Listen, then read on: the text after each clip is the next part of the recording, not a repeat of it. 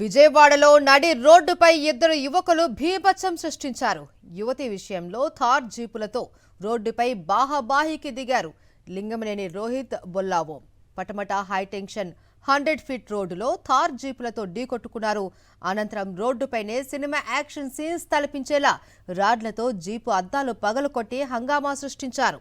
పరస్పరం దాడి చేసుకున్నారు. దీంతో భయాందోళనకు గురైన స్థానికులు, వాహనదారులు పరుగులు పెట్టారు. పోలీసులు వెళ్లేసరికి లింగంనేని రోహిత్ పరారవగా బొల్లా ఓంను అదుపులోకి తీసుకున్నారు. ఘటన జరిగిన సమయంలో యువతి కారులోనే ఉన్నట్టు పోలీసులు గుర్తించారు.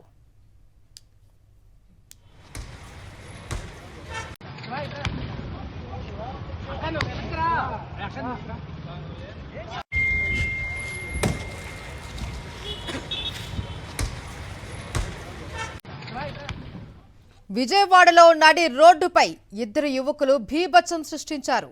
యువతి విషయంలో థార్ జీపులతో రోడ్డుపై బాహాబాహికి దిగారు.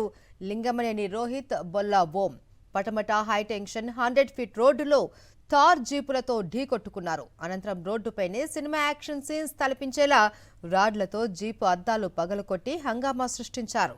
పరస్పరం దాడి చేసుకున్నారు. దీంతో భయాందోళనకు గురైన స్థానికులు, వాహనదారులు పరుగులు పెట్టారు.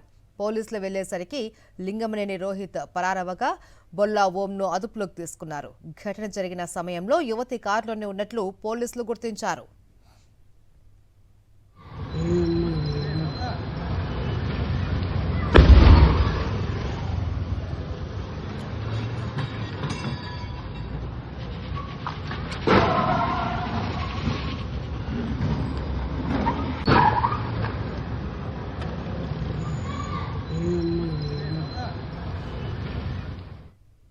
విజయవాడలో నడి రోడ్డుపై ఇద్దరు యువకుల భీభత్సానికి సంబంధించి మరింత సమాచారం మా ప్రతినిధి సురేంద్ర అందిస్తారు. సురేంద్ర, మహేశ్వరి, విజయవాడలో ఇద్దరు యువకులు బీభత్సం సృష్టించారు. తమ కార్లతోటి నడి రోడ్డు మీద గుద్దుకొని స్థానికుల్ని భయాందోళనకు గురి చేసిన పరిస్థితి కనిపించింది. అయితే ఒక అమ్మాయి విషయంలో ఇద్దరికి మాట వచ్చింది. ఈ నేపథ్యం ఇద్దరు కూడా గొడవకు దిగినట్లయితే తెలుస్తుంది. అయితే ఈ ఘటన జరిగినప్పుడు కూడా అమ్మాయి ఒక వ్యక్తి కారులో ఉన్నట్లయితే ఆ పోలీసులు చెబుతున్న పరిస్థితి. రాత్రి 10:30, 11 ఆ ప్రాంతంలో ఇద్దరు ఒకరికొకరు ఫోన్ చేసుకున్నారు. ఇద్దరు తారు వెహికల్స్ ఉన్నాయి. ఇద్దరికి కూడా లింగంనేని రోహిత్, అదేవిధంగా ఓం అనే ఇద్దరు యువకులు ఒకరు ఫోన్ చేసుకొని ఆ ప్రదేశం నుంచి 100 అడుగుల రోడ్డు అంటే 100 అడుగుల రోడ్డుకి వచ్చారు. అక్కడ ఒకరు వాహనాన్ని ఒకరు గుర్తించుకున్న పరిస్థితి కనిపించింది.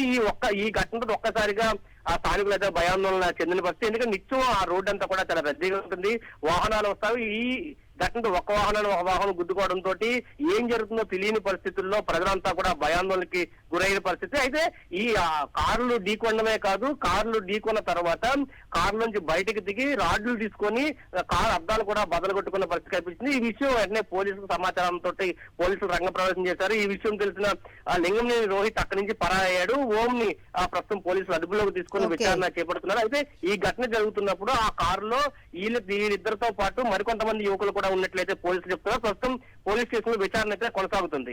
Right, thank you Surendra.